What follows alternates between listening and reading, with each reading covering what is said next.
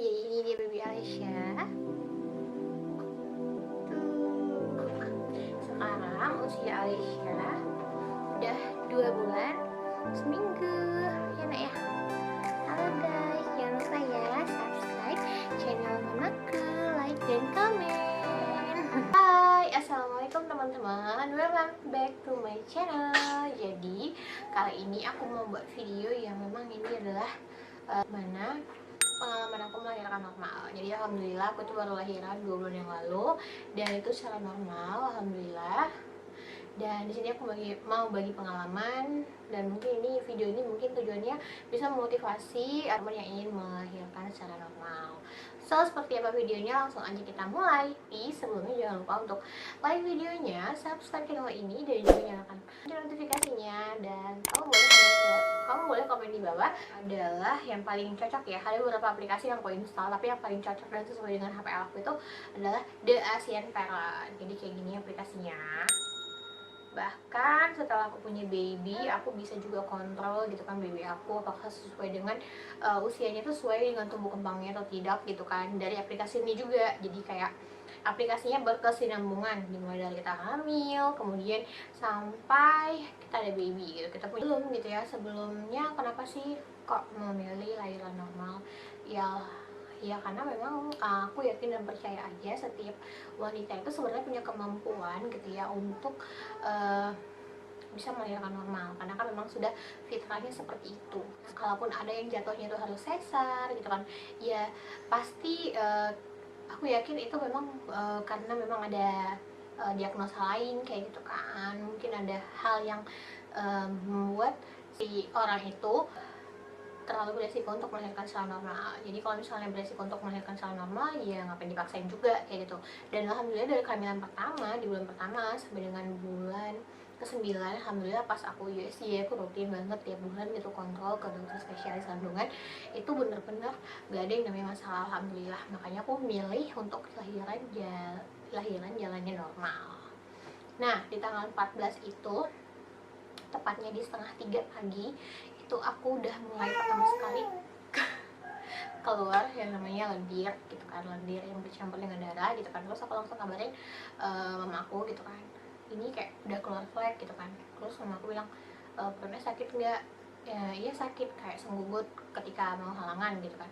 Nah, berarti udah mau deket lahirannya, itu udah si dedek bayinya itu udah mencari jalan lahir, udah buka tuh jalan lahirnya gitu. Jadi pada saat itu aku masih sempat tuh setengah 3 pagi kan, masih sempat untuk tidur. Kemudian rencananya paginya itu baru akan ke rumah sakit gitu. Jadi kita sepakat, aku sama keluarga aku di jam 8 pagi itu bakal ke rumah sakit. Nah terus yang penting aku kan selama ini kan udah baca-baca ya, hampir kayak aku investasiin sih selama hamil itu. Aku investasikan waktu aku sehari itu 20 sampai dengan 30 menit setiap hari rutin untuk membaca tentang kehamilan. Jadi paling enggak aku dapat ilmunya dan aku bisa mengeducate diri aku sendiri. Penting masih dalam keadaan baik-baik aja, kontraksinya belum terlalu yang kenceng gimana, tapi tetap ada kontraksi pada saat keluarnya flek itu. Dan yang terpenting adalah tidak mengalami yang namanya pecah tuban. Jadi kalau misalnya ada keluar cairan yang tidak berbau gitu ya, jangan bening gitu kan. Jadi kalau misalnya udah seperti itu, cepat-cepat ke rumah sakit. Nah pada saat yang aku alamin, alhamdulillah tidak seperti itu, masih kayak senggugut biasa aja, rasa kontraksi yang biasa aja, masih bisa ditahan banget lah gitu ya. Dan akhirnya aku tidur, masih bisa terbawa tidur. Dan paginya jam 8 kita itu berangkat ke rumah sakit. Dan sampai di rumah sakit itu aku langsung masuk IGD ya. Dan setelah diperiksa itu udah bukaan 3 di jam 9 kalau nggak salah ya, jam 9 pagi itu udah bukaan 3. Dan aku nggak dikasih pulang lagi nih sama pihak rumah sakitnya karena udah bukaan 3 gitu kan. Dan aku dipindahin tuh dari IGD ke ruangan tindakan. Terus di ruangan tindakan itu masuk mulai dari jam 10 gitu kan. Aku lahirannya jam 3 nih, aku nunggu sekitar 4-5 jam kayak gitu sambil menahankan kontraksi yang semakin tiap jam itu makin aku itu ngerasain makin cepat kontraksinya dan makin sakit rasanya. Jadi dari bukaan yang aku tuh bisa tahan masih senyum-senyum gitu kan, itu tuh dari bukaan 1 sampai bukaan 7 aku tuh masih bisa ngobrol cantik, masih bisa senyum, ketawa-ketawa gitu kan. Nah, jadi jam 11 itu aku itu kayak stuck gitu di bukaan 7 sampai di jam setengah 2 aku kayak stuck gitu kan. Nah, pada akhirnya si bidannya ini menukar infus aku. Jadi kayak aku tuh kayak tahu banget lah ya, pasti itu bakal tindakan induksi lah gitu ya, biar cepet gitu kan. Karena pada saat itu si kontraksinya itu kadang-kadang hilang kayak gitu kan. Jadi kan kalau misalnya hilang kan bakalan lama nih ketemu sama si dedek bayinya gitu kan. Jadi aku diinduksi, terus gak lama dari bukaan 7, bukaan 8, 9, dan bukaan lengkap. Nah, pada saat di bukaan 8 menuju bukaan lengkap, itu tuh bener-bener luar biasa banget rasanya. Rasa sakitnya itu kayak mana ya, kayak senggugut ya, di daerah perut depan sampai pinggang belakang kayak gitu, yang aku rasa setiap 5 menit sekali range waktunya ya dia muncul kayak gitu. Jadi setiap kali si kontraksinya itu akan datang, akan muncul, aku tuh kayak pegangan di sisi tempat tidurnya rumah sakit itu kayak bener-bener yang kencang banget, yang kuat banget. Bahkan aku juga sekali tuh pegang tangan mama aku minta dikuatin kayak gitu. Jadi ya seperti itulah nikmatnya melahirkan normal. Tapi aku sih nggak buang energi aku untuk teriak-teriak kayak gitu kan. Aku tanamkan sama diri aku sendiri kalau aku tuh bisa. Justru yang aku tanamkan ini, semakin sakit artinya semakin cepat aku bakalan menyudahi persalinan ini dan bakalan cepat ketemu sama baby aku. Nah, itu aja yang ada di pikirannya aku, sehingga pada saat kontraksi datang aku biasanya ngucapin Allahu Akbar, ya Allah aku bisa, ya Allah. Jadi itu sih yang aku rasain. Nah, di jam 3 tepat gitu ya, baby aku lahir, dan dia lahir dengan berat 3,4 kilo untuk ukuran bayi perempuan. Itu lumayan gede katanya, tapi masih gedenya itu masih yang normal lah ya.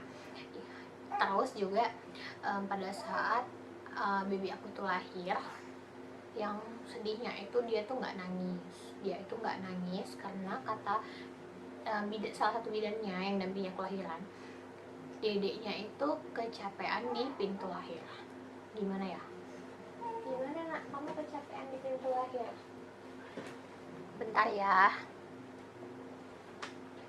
Katanya si dedeknya ini dia kecapean di pintu lahir gitu karena aku gak pinter ngeden. Oke, karena mungkin dia gede juga ya kan. Udah gitu mungkin ya wajar ya, ini anak pertama ya kan.